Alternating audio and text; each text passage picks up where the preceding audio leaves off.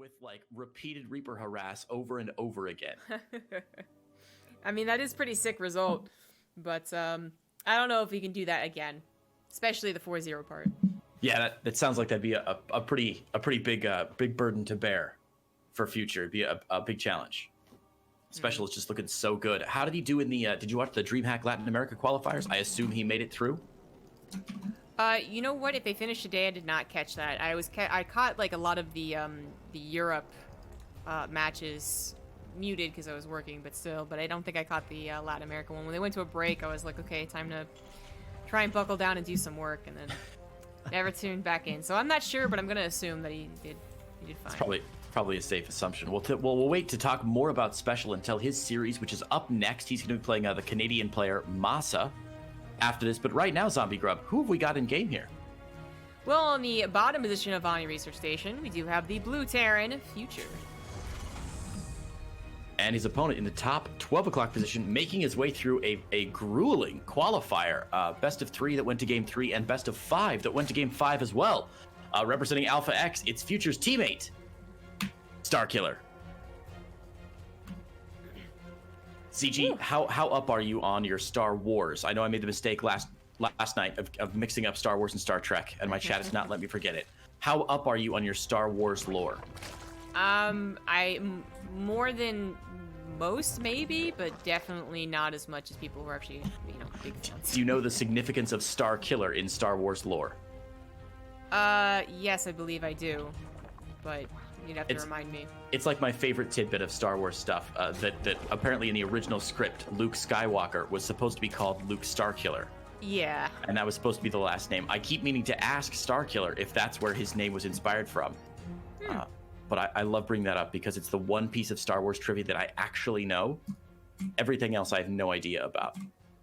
I know a lot of very useless information now about the old canon because they just entirely wiped the old books. Oh, did I read they? Oh yeah. They that was a big controversial part. They wiped all the old books so that they could make room for new canon books with the new trilogy. Because they couldn't really, feasibly fit in the new sequels when Ben Kenobi in the books definitely didn't have the same storyline. There actually was a Ben Kenobi, so that was a bit of a surprise, and he did turn to the dark side. But anyways, he had a completely different story beyond that. He had a brother and sister, I believe, as well, and Luke married a chick that was basically Mary Jane. Her name was Mara Jade. They had kids, and what? I mean, it could, yeah. So I know a lot of that useless information, but it's totally it's not even important anymore. I love that I love that you got on and you're like, oh, I know a little bit about Star Wars, and then you just drop knowledge bomb after knowledge bomb on us about all this cool stuff.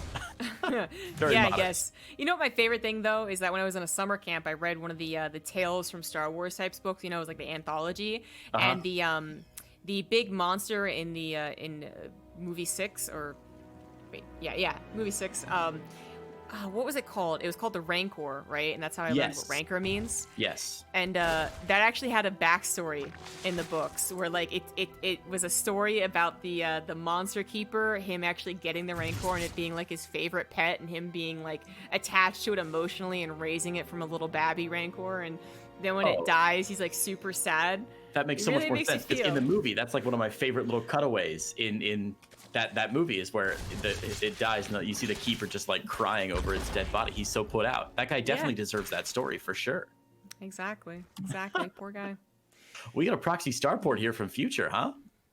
That is a bit of an interesting thing to do against Zerg in particular, right? Like they have overlords, they can go right over it accidentally, especially when you talk about the 3rd and 4th overlords. Like they could theoretically be around this area. They probably wouldn't though, to Future's credit. They'd probably be more to the right or more in like the little gaps than they would be just over this terrain. So that's pretty funny. A Hellion drop against a Zerg player is not something that Starkiller would anticipate. He's probably going to try and have as few links as possible because he has such a nice setup on Vonnie Research Station. His queens block the ramp, so you don't need to make links against Hellions. But that's what Future predicted, is he can predict the future, and he's going to go for the Hellion drop. Yeah, that Observer's going to see it at the very last minute, but as you said, not a whole lot of lings out right now. Immediately 12 lings in production, but these Hellions will make it in the mineral line. I think there's probably enough lings to drive them away. A couple of drone kills here, but nothing too crippling. Pretty decent defense from Starkiller. Yeah, that wasn't so bad. I mean, it's always so awkward when you're like, well, that's not a whole lot of Lings, but really all it takes is Lings in these kind of tight corners, messing up the Hellion shots that suddenly make 4 Hellions, not as dangerous as they could be. I still like the idea. Unfortunately, the execution doesn't really work out. Now the Starport's going to have to eventually lift after building this Liberator. Oof. Yeah, it definitely will. Hopefully. Come on, Future. Actually, he's building another one back at home. He's going to have to lift. There it is. Well, is he going to have 2 Starports on 2 bases? Like, I don't think so. I love that he's trying to reposition the Starport right underneath an Overlord. Like, I'll hide this somewhere else on the map. Oh, right. You have Overlords everywhere. That's so funny. I mean, it could buy time. Like, Starkiller is going to want to try and clean up the Starport, but it's at this point like kind of like a fake Starport. Future is going for 2 base push behind this. He didn't go for a 3rd CC. He's already swapping over his new Starport to Reactor, and while he has to be careful about dropping, he knows that Midas will be out.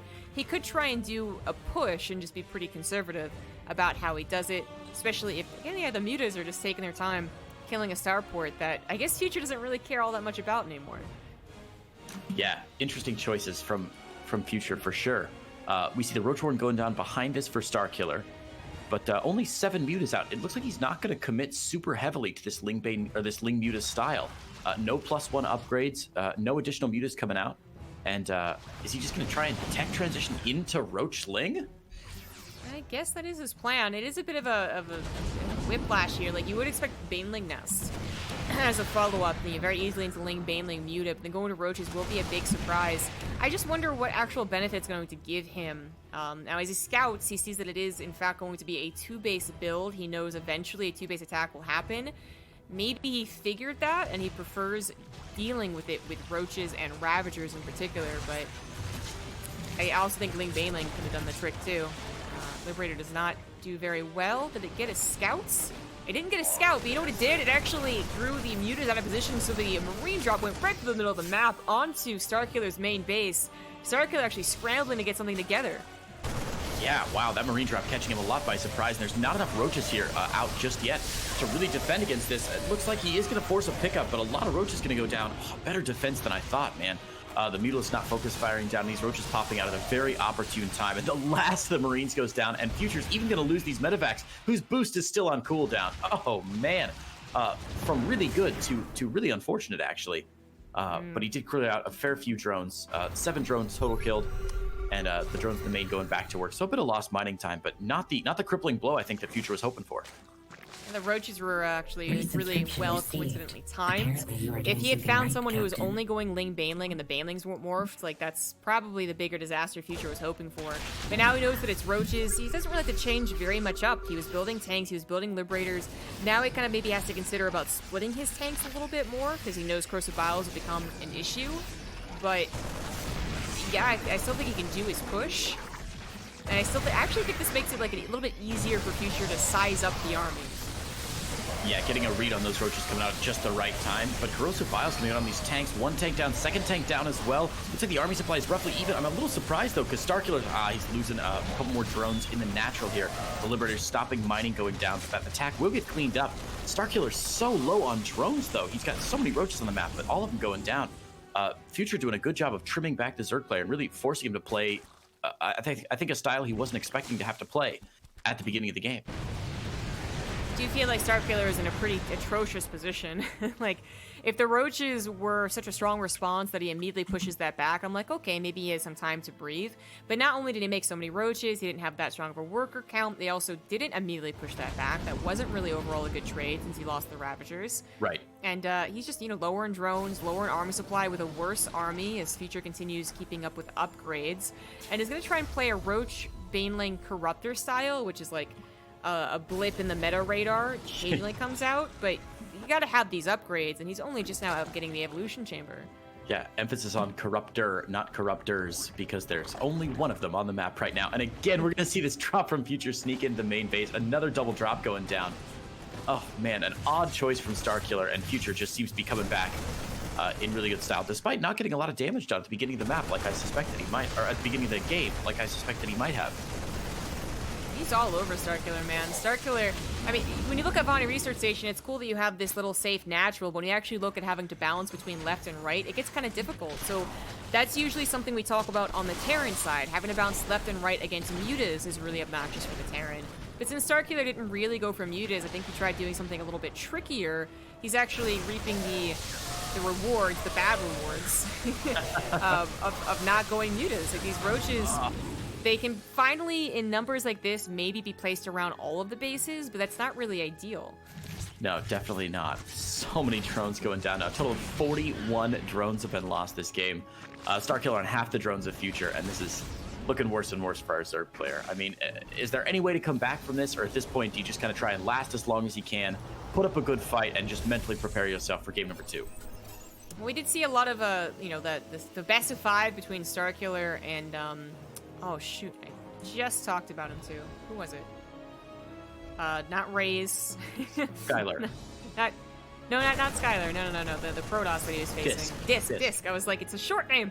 Anyways, no, Disc. Like they both were a little bit stubborn about tapping out. So I think Sure. Starkiller is definitely that guy who thinks that he'll be in it to the very, very end. But he is pretty much dead. He'd have to hope that Future made a critical mistake, which I don't think Future will do. He has been over-aggressive in the past, but I think he's fine. It's so easy to size up Roach Ravager armies, is my perspective. So he might have to evacuate from this particular fight, and he is losing a couple of awkward tanks, but he's overall fine. Yeah, there's not a lot of mystery in a Roach Ravager army. You're not guessing at energy levels on, you know, one of the units or getting surprised by something in the air that you didn't see earlier. And wow, 2-2 about to finish up for Future as well. Yeah, this is looking rough. I mean, Starkiller does have Banelings now for the first time in the game. He hasn't had them in any of the previous fights, but no Baneling speed. His creep spread is anemic, to say the least. Banelings are going to be very difficult in Future, loading up for this mega drop. Should get spotted by the transferring. Oh my God, is he going to get spotted by the transferring army here of Starkiller? But he can still find himself in a nice position. The army of Starkiller, of course, way out of position. And as you said earlier, has to rotate all the way around from third to main over to this natural. And that's going to be plenty of time for these tanks to siege up in the Future to establish a really rough position here. I usually don't like mass doom drops against Zerg, but considering the number of Banelings and without them having Baneling speed, I think it's actually really good. There's a choke here from that natural to the main, and Starkiller has to force his way down. Doesn't really work out very well, and that is going to finally tap out for Starkiller. GG. Future actually just looking very good on that map, and also just like a very good Terran Resurg player.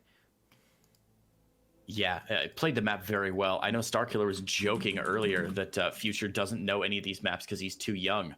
But he actually played it pretty well. Vonnie, maybe he was playing. I mean, I'm sure actually he was playing, but, you know, at what level, I'm not sure. Yeah, it was maybe Vindicta. Because Vindicta's even, like, I don't think he's that much younger, but he's slightly younger. I'm actually not sure.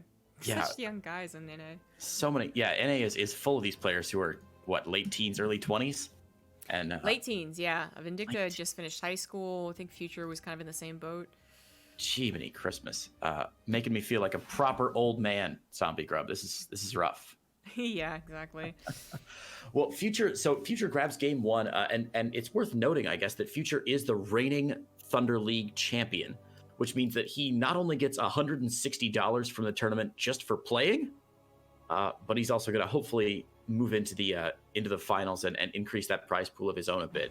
Seems like a pretty sweet deal for the winner of this tournament, who gets a bit of a prize pool no matter what happens. Yeah, I guess just like trying to continue that storyline, reward the players who actually continue participating. It's not a bad deal at all. Yeah. Well, we got 2 players here on Way Station, which we haven't seen since yesterday. Spawning the top side at about the 1 o'clock position, our light blue Zerg player, looking to put some points on the board from Alpha X. It's Starkiller. In the bottom left, as the purple Terran, also from Alpha X, he is Future. I don't want to brag about my team too much here, but of the 7 players in this tournament, 4 of them are from Alpha X. Well, was there a qualifier, or? No, I'm pretty much invitational, so I can't, like I said, I can't brag too much, but it's good to see our boys represented in the event. it's good to be well liked. Getting invited probably means you're well liked. So there you go.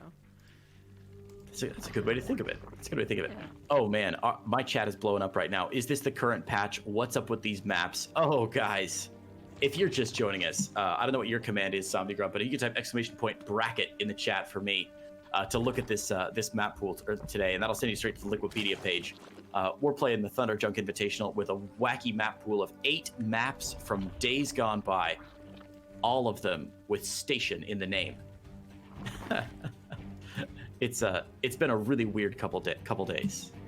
Yeah, it's been a cool little like neat thing. You know, some people do these old maps and they're just like, "Yep, old maps, deal with it." But to do the like all station thing, I think that's actually pretty funny. I don't know what else you could do. Like all, you know, I guess you could do like themes. You could do like all jungle maps or something, all winter maps. Like that would be fun as well. But this one goes through this, like, it goes through every single era. Every single expansion, I believe. Because we have one map that was like technically in Legacy of the Void. But Oh, right. a lot of metas. Yeah, exactly. At the very Many beginning. metas ago. Yes, still 5 years ago. Still like half of StarCraft's lifespan ago. That's sobering. Unbelievable.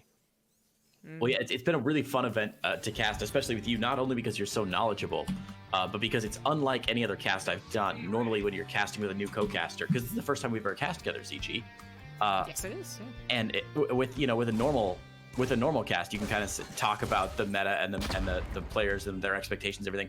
We've spent more time in our cast talking about, map specifics and trying to guess at what these players are doing. I think I've probably said, "Man, I have no idea what's happening," more times in the last couple days than I've said in quite some time. They really do have to consider playing to the map, and I do think it's a little bit easier. Again, like the order of ease here for new maps or old maps in this case, and just like how difficult it can be. Protoss is last on the list. It's not a surprise we don't see many Protosses anymore. It's not a surprise that Disc unfortunately still fell, mostly thanks to Scrap Station. But the Terrans definitely have flexibility, even though sometimes like moving their army around the map is a little more difficult. Like Way Station, for instance, they could go in the middle of the map and be like, "Oh my god, this is actually huge," and then get surrounded. Right. But yeah, I think in this case, not only does Terran do like okay in these situations, I also like Future is really showing himself as one of the best Terrans that NA has to offer. And then some, you know, like he's one of those hopefuls that we think we're going to see in a year, maybe this year, later down the line, who's actually going to be able to take on some of the stronger European players, and maybe one day occasionally upset some of the Koreans when we actually have that crossover again. Man, that'd be incredible. I mean, if he's ever going to do it, now's the time. This hashtag Terran patch, just so great for him, because it's always a hashtag Terran patch, right? Just like it's always the year of Hearthstone. Exactly. We got a third base down for Starkiller now, a little bit late, but these maps are. It's hard to call this late when really it could just be a function of the third base being 6 light years away from the natural. Goodness gracious, what a distance to try and cover with creep. No surprise he's really slow on that third base. But the Roach Warren's down, 8 roaches coming out, and I guess this technically qualifies as a Roach rush, kind of. Yeah, I'd say so. I mean, the Roach speedling all in. He did open up with a very aggressive pool timing, which Future was aware of, and he's also got to be kind of, he's got to be suspicious that there's a follow-up to this. So he's actually playing a little bit loosey-goosey. He's got some production, sure, because I think he's once again going into a 2-base build, but it's not a lot of production yet. Yeah, only the 1 tank, and of course with 3 Ravagers, that tank will go down pretty darn quickly. 4 Ravagers out now. This actually looks like a really solid attack from Starkiller. I'm excited to see what he does here. Future might be able to hold up on the main base, but because it's on a 3rd CC build, we do have to talk about the macro potentially after this is all said and done. No Hellions to take out those Lings, so they actually jump on top of the units, corralling them so that the Corrosive Bows are going to hit really hard. The SEs are immediately pulled, but Future was just entirely surprised by this. He actually puts a tank on the supply depot, so it's not even like that it's in range of the Corrosive Bile. It's also in range of most of the units, but it survives! Not enough Corrosive Biles to actually take it down, and the production of Future's 2-base build is going to save his life. Yeah, I think so. He's able to squeeze out just enough Marines to tear through that initial rush of Zerglings, right? So once the Zerglings were gone, the Marines had full DPS, just focus fire down those roaches one by one, and a good hold from Future. Very surprising hold. I kind of expected the game to be over right there. And, it's rough for Future. He lost 18 SCVs. They're way behind the worker count, but he is on 2 bases, powering up to +1 for his Marines. and has decent production behind this. So not the worst attack in the world for Starkiller, but definitely not getting the results that I thought he was going to get there. And Future's moving across the map. What do you think, CG? Is it time for him to just go and try and end this thing? I think he's actually playing a very dangerous game by doing this. Like where he doesn't have any medevacs. The starport is trying to produce them now, but there's no evacuation because there's always that chance that, especially on a larger map like this, like that the person who just all into you actually does have some of those residual like reinforcements just back at home ready to deal with it. So this is a dangerous game to play, but it's not uncommon for Future to do this. I do remember him like specifically doing something like this before, and it ended up working, and it looks like it's going to work now. Starkiller didn't actually have anything. He had to build it very last second. Now it's the reverse roles, but I mean, he did pull the SCVs, so it's like, well, if Starkiller holds, once again, we kind of have to talk about what a longer game might look like. Man, this is so strange. He brought those SCVs, didn't have them on auto repair, I don't think, though, so they didn't get on top of those wounded tanks. But there's so much bio here. There's still like a critical mass. Those 8 Marines, they're very low on health, but they are able to just pick down units left and right. And 13 drones going down, meaning the worker count is now roughly even for these two guys. Wow, I can't believe that corrosive bile hit. Yeah. This is taking way too long to clean up. He loses all the Ravagers. Lings come out to finally take care of things, and they were really necessary for the first wave. If they were there for the first wave, this actually is the mistake I was talking about, but they weren't. So Future grabs a lot of expensive units. He's still going to have map control, medevacs with upgrades on a map that has a very far away third base. Future is absolutely good to go in terms of the long game here, the long term, and his economy is better because we have always talk about those two mules. So economy, upgrades, army, mobility, everything is in favor of Future. If you're in Future's shoes here, do you throw down a third CC and go for it, or do you just try and keep cranking out Marines left and right and keep the pressure on Starkiller? I think eventually you'll have enough to build a third CC anyways. I don't think you build 2 more barracks and risk, a weird 2-base all-in scenario, especially on a map that's like pretty large, natural to natural. Sure. I think the safer option is still the third CC, but really, I just think that both options are fine. Like, both options probably net him a win. Yeah, with the similar worker count there, he's going to feel like he's in a pretty strong position, especially after that crippling blow that when he moved into the National and took out so much for Starkiller. So, good analysis there. I think you're absolutely correct, CG. And we don't see that third CC coming down. Still just cranking out medevac, tank, Marines. And he's pulled the boys this time, so choo-choo. This is it. It's got to be the final push. Yeah. It's so funny, though. Like, Starkiller, since he knows he's killed SCVs, he might once again try and stay in the game longer than we anticipate. But with a lot of his reinforcement paths being covered, I don't think it's really going to work out. It's complete surround by the Zerg, but not enough units to really utilize that surround. I think Starkiller is going to have to tap out once again. GG, and Future grabs game number 2. Wow. Well, this could be very quick here. King Sejong Station, our third map of the day. This is where Starkiller is able to start the comeback. Out of habit, I keep clicking on the melee tab to go in to create the next map, and I forget that, of course, none of them are there. Yeah. Starkiller did, kind of started the comeback against Disc with the Swarm Host Nidus. There's actually nothing so abusive against Terran on this map. Starkiller's going to be in a lot of trouble. Yeah, we talked a lot about it yesterday, how the Swarm Host Nidus play is just despicable on King Sejong Station. That was our what, 25-minute game that was over in minute 10, I think. Yeah, a little bit.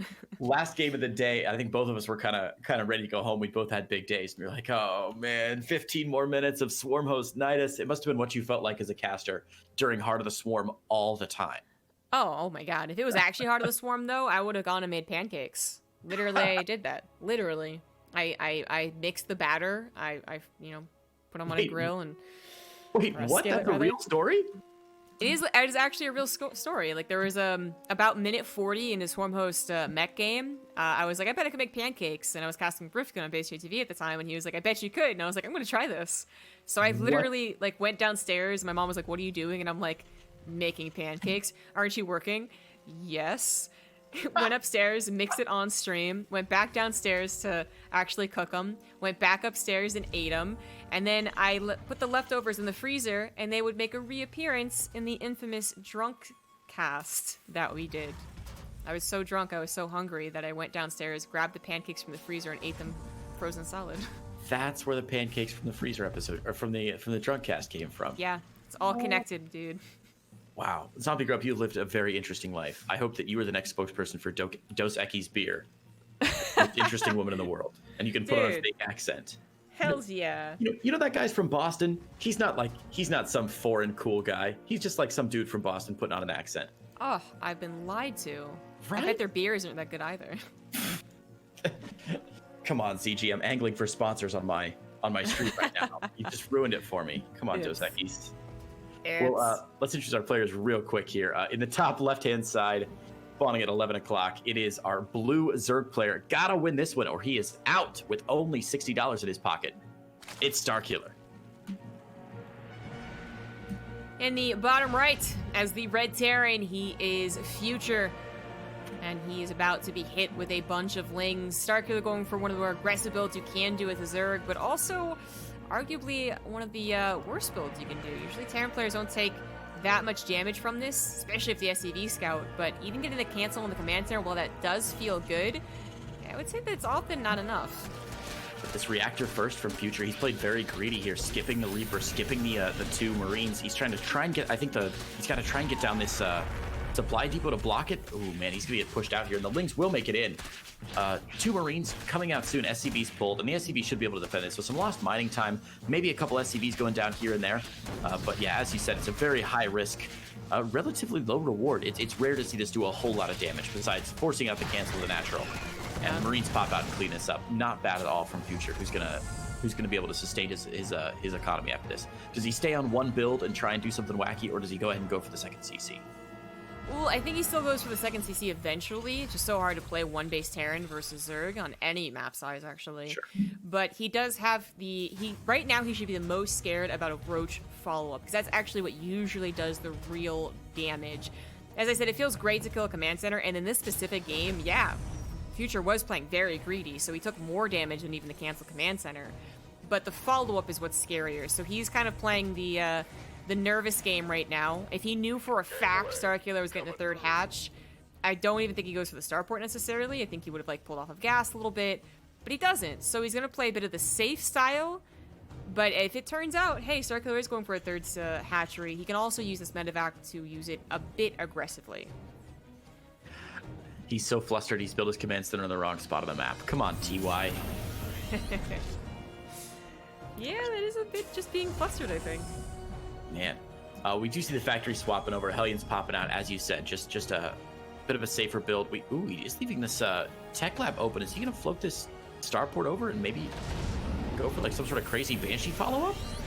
I think so. Again, I think it has to do a lot with safety. In case, because even if this is a 3rd hatch, maybe it's roaches on 3 hatches, right?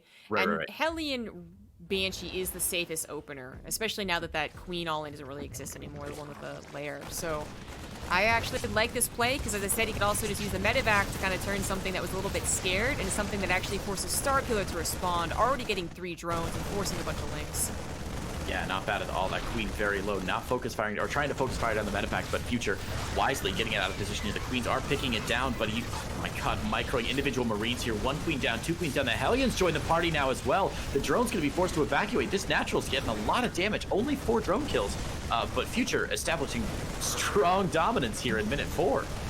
He just did so much more damage to him with this relatively simple drop than Starkiller did by canceling the command center and getting 2 SCVs. It's pretty insane. Future still has very healthy units. The medevac is going to have to come back and try and save the day as Speedlings finally pop out. Speed finally kicks in. Oh my god, he almost stopped. But he saves it. Every Terran's butthole's just unclenched a little bit as that medevac escapes with 6 health. Oh my god. The Natural's down, though, for Future, and he's going to move it into the correct position. Look at that. What a bro. Fixes the position of that orbital command, and it looks like a little Ling response out of Starkiller, but I think Future should be just fine. He's got a couple Marines back home, a couple of Hellions back home, and working on that Banshee number 2. He's got to be careful. Okay, he is responding, so I love it. As soon as the Zerg player realizes the Hellions are being microed, they're like, yeah, we can't do it. But if they're not being microed, hell yeah, get us around. Banshee into the main here. Future getting out a few more drones before this Spore is down. Man, Starkiller. I think Starkiller also playing very greedy here, late on those Spore crawlers. Queen's trying to chase down the medevac a little bit too much. He just seems to be really trying to squeeze out every advantage he can in a game where I'm not sure he needs to. Banshee, the first Banshee doing this much damage is really not great. Second Banshee's going to join up too and make a 2-shot range, so that's going to be quite scary. I think there was a Spore Crawler being made when that drop hit, funnily enough, and then he canceled it, so that actually would have saved him some headache. Would have, I think, pushed Future's Banshees off from going into the main base too. And instead, we're at the point where they've killed 9 drones. They're still helping guard Future. And Future is once again going into this 2-base push. It seems like his way of dealing with the old maps is just to do more 2-base pushes, and I don't think he's wrong. There's less that can go wrong on 2 bases. If you're putting that much army out of them, it's much less risky because of course every base that you build is your risk overall in the game. So maybe just playing safer on those 2 bases, I think, is a call. Especially if, as Starkiller was joking, if he's unfamiliar with these maps or not as familiar as some of the other players. Ooh, 1 Banshee does get picked off there. Second Banshee still alive with 13 kills on it. Whew. That is cost efficiency right there. The resources lost tab. Future's lost under 1,000 resources this game. It's a good game for Future. And so much of that was just him being surprised and being a little greedy in the early game. Since then, he's really been able to save quite a lot of units. Finally, the second Banshee goes down, but he also has a follow-up push. Combat shields +1 may just finish as he runs across the map. And Starkiller is really not prepared. He doesn't have an army. He doesn't have a lot of creep spread. The army type he has is not very scary. No Ravagers, no Banelings. This might be even close to an A-move win. Yeah, how many roaches? 5 roaches and 7 lings against 54 army supply from our Terran player.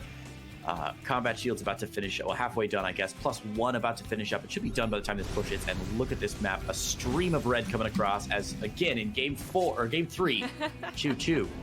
These SCVs gonna join the party. Well, he's not wrong. He is going to win. SCVs or no. He actually really didn't need to bring the SCVs. He's going to slaughter Starkiller in this game and really just kind of bop him with a 3-0. Yep. It's one of those odd games where there's just not that much to say at the end. You're just watching a match. It's like the end of the campaign when you're really good at playing Terran on like medium difficulty, and you probably should be on hard, and you're just running over everything very early in the game with a ton of Marines. Future OP. True that. And Future's going to grab a 3-0 win in our first series of the day.